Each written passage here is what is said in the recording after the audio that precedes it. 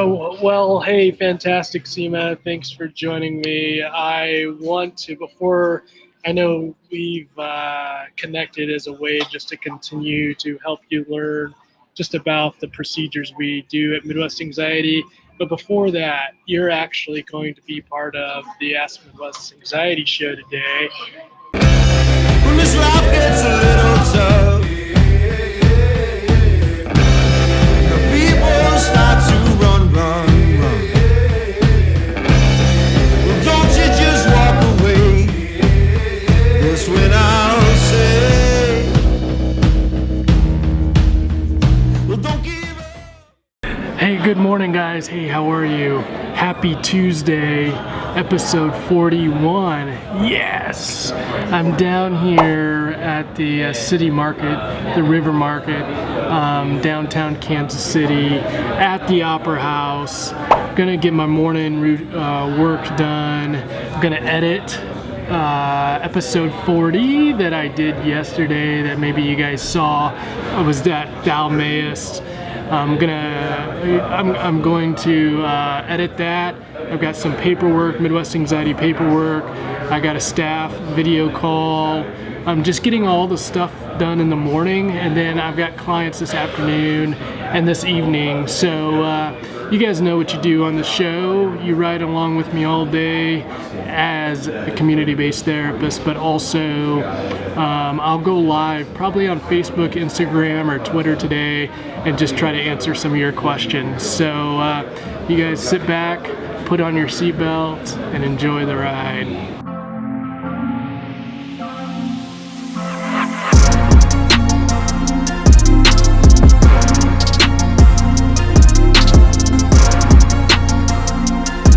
Going to be part of the Ask Midwest Anxiety Show today.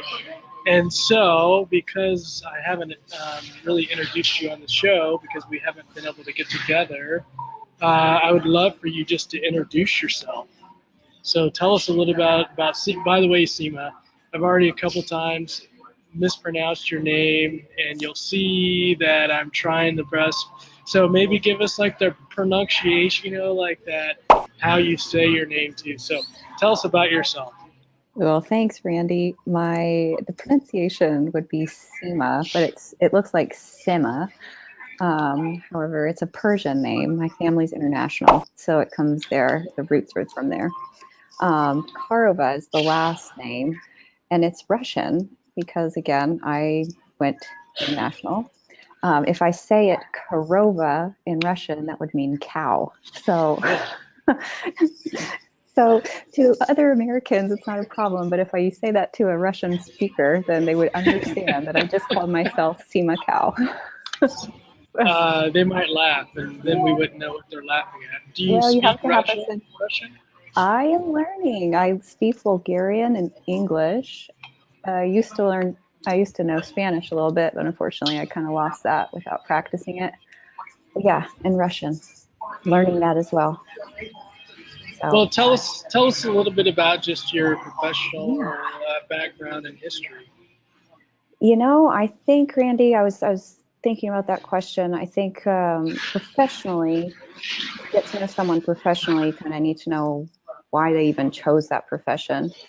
And for me, it was a call I've had all my life of just wanting to help people. I'm number 3 and 4 kids. And so it was always the person that was kind of trying to problem solve and help siblings when there was arguments. And just naturally inside of me, like to listen, like to learn from other people, curious learner, and want to know what the issues are and then try to figure out how to solve them. So that was just my natural who I am in person of Semah. But then using that and really trying to hone in on that. My bachelor's is in human services counseling, and I really wanted to focus on athletes with eating disorders. I was an athlete. I played college soccer. I played soccer for many years. And I really was just kind of in awe of that field and anorexia, bulimia, eating disorders in general. And that pushed me into then social work because they're getting an LMSW and wanting to get a clinical license. I got a chance to work at one of the top eating disorder clinics in Oklahoma. There's been many, I would say, pretty well-known people that have been there and have got treatment there, and I was there for 3 years. And then as a young person, I just really thought, you know what, I want to really get to know who I am. And I went and served for the U.S. Peace Corps, and that really changed my perspective of how we do things here in this country, and really wanting to kind of bring a humanitarian side and really helping other people and helping them in their need in the moment, just kind of not just leaving them there at the hospital, but really just being with them and connecting with people on a personal level. I think that's what brought my attention really to Midwest Anxiety, is because it's outside of the office. We're going into homes. We're meeting people in their stress, in their day-to-day lives, where they are, where their stressors are, and we're trying to reach them in that moment. It's not waiting until they get to the hospital. It's trying to intervene before. And that's, for me, was something that was just so appealing, as we're saying, let's do this different. Let's go in and let's try to get it before we get to the hospital. Let's try to give you the tools before you get to that level. Let's try to make changes, you know. So that's me.